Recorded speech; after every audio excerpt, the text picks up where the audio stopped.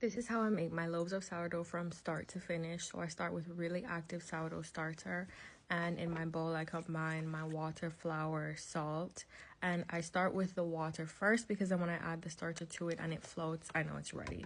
So once you add the starter, you want to mix it into the water first. I forgot to and I added some flour already, but I just mixed in that flour and added my rest, then added my salt, mix, and then combine it into a very shaggy looking dough, and then you let it rest for like 30 minutes to 1 hour, and then you perform your first set of stretch and folds, which is literally you just picking up the dough, stretching it and dropping it back down.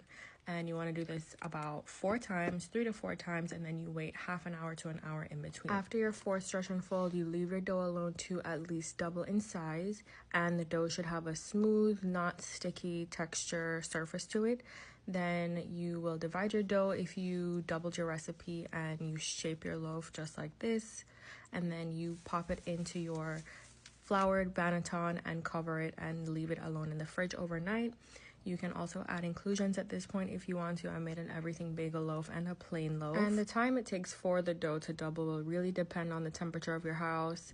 Mine took about 3 hours after my last set of stretch and folds to double and get to the level that I needed it to get to before I shaped it.